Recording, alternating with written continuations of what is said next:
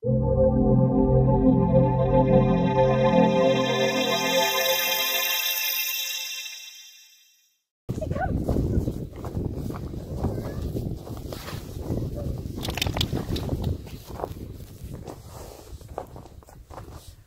I'm Anna Twinney with Reach Out to Horses. This is Excalibur, my Spanish Mustang.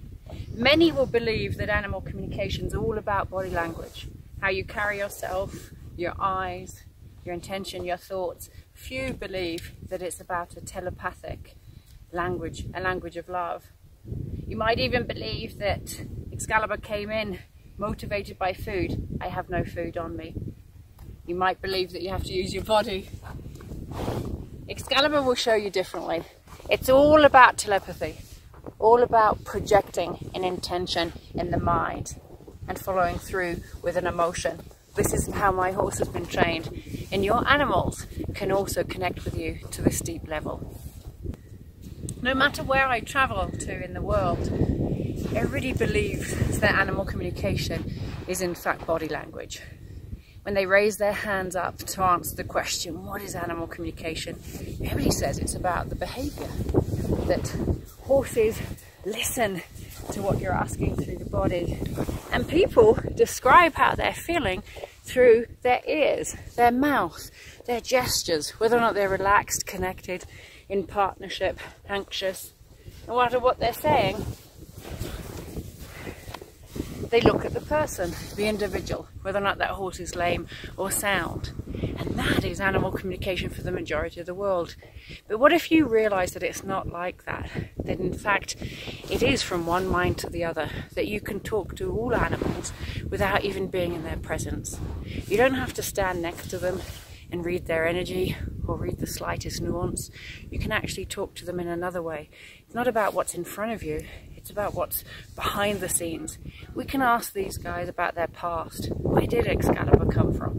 Who is his friend? How does he feel about his management, his lifestyle? What makes his heart sing, his desires? Where are his hopes and his dreams? What kind of relationship do we carry? What kind of rider am I? Where does he want to head in the future? And does he even want to move home? And is he happy? Who does he want to have in his herd? How does he feel physically? These are all the questions that you can't get from watching an animal. These are the questions that the animals themselves can answer when you give them a voice. It's a silent language. I often describe it to be secret because not many people know about it. A small percentage do. But when you do discover it, you open your heart and you open your mind and you begin to feel. The language is one that goes across the miles, no matter where you are. From one town to another, from one state to another, from one country to another, and even to the continent. I've been a horse whisperer for decades, traveling the world looking for a deeper understanding, psychology, physiology, herd dynamics and behavior, always improving my horsemanship. Going from China, Canada, Australia, New Zealand, the United States, all the way to Europe. Very few people talk about animal communication in this format as telepathy. Many believe it's about the intention that you carry. So having a clear goal in mind, moving a methodical way, advancing, retreating, applying pressure, releasing, having the feel and the timing and feeling the balance of the horse. Few talk about the mind control, and not just the mind control but the delivery, dropping into that heart and allowing them to tell you how it truly is. So this takes your horsemanship to a whole new level, to depth that you haven't even imagined, into a brand new paradigm.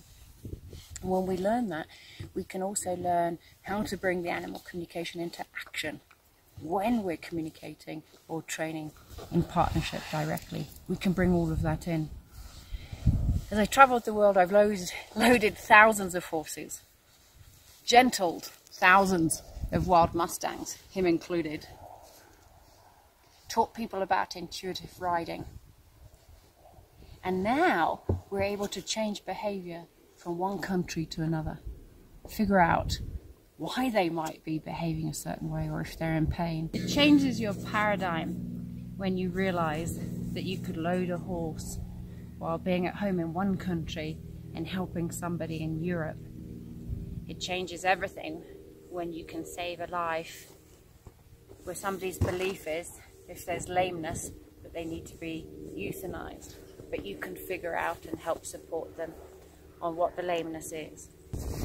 There's no boundaries when it comes to talking to the animals. It's not like you have to learn behavior from one species to another, from the canines, the felines, the equines, and then you don't need to be a specialist in every single animal.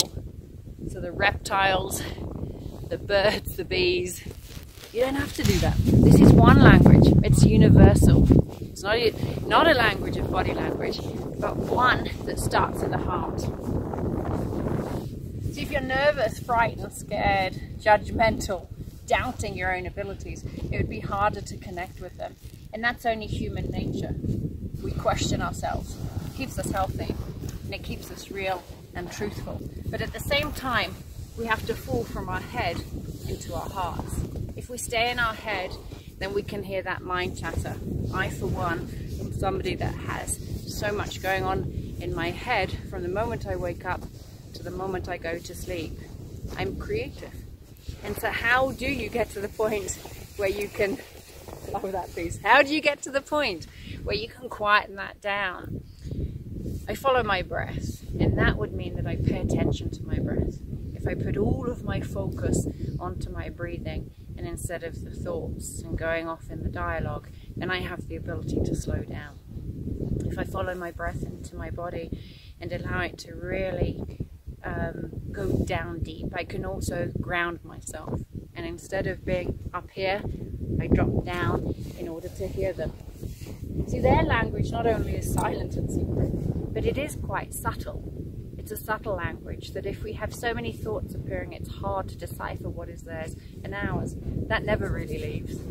Like Excalibur here. If he shoots you an image, you've got to figure out, is that from you? Is that from him? Is that a memory? Is that something that just randomly came in? It's not like that ever disappears. And that questioning mind, that little bit of doubt, that's the one that keeps us honest. And so when we're talking with these guys, you silence that mind. You fall into your heart. And it's that language of love that connects us to all of the animals, no matter which creature, large and small.